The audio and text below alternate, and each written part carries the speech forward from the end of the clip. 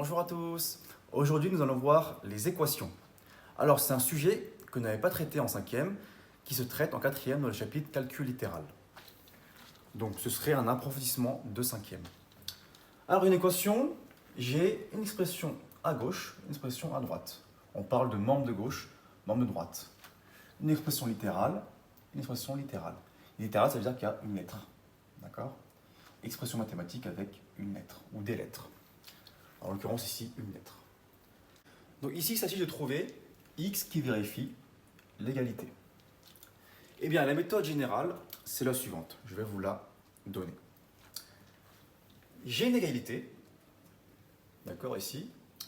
Je vais isoler les x d'un côté et les nombres de l'autre. Par exemple, les x à gauche et les nombres à droite de l'égalité.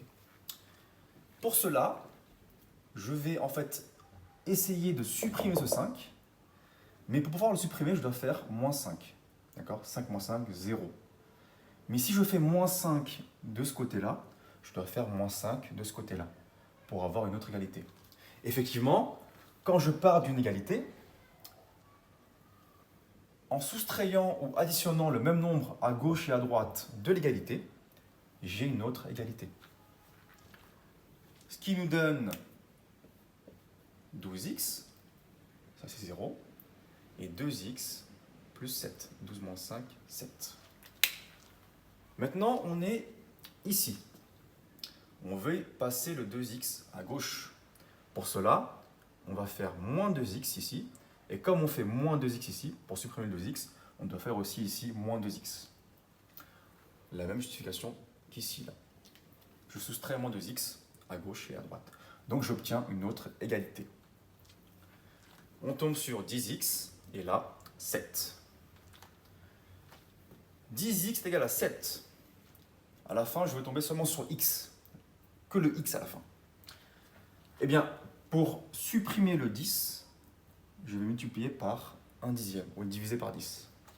Et comme je multiplie par 1 dixième, ou diviser par 10, je dois aussi multiplier par 1 dixième, ou diviser par 10, à droite. En effet, j'ai une égalité, 10 est égal à 7. J'obtiens une autre égalité quand je multiplie ou divise par un même nombre à gauche et à droite. Et on tombe donc sur x est égal à 7 dixièmes. Maintenant que vous êtes habile et confiant avec la méthode précédente, je vais vous montrer la méthode fin du chapitre, ou fin de quatrième.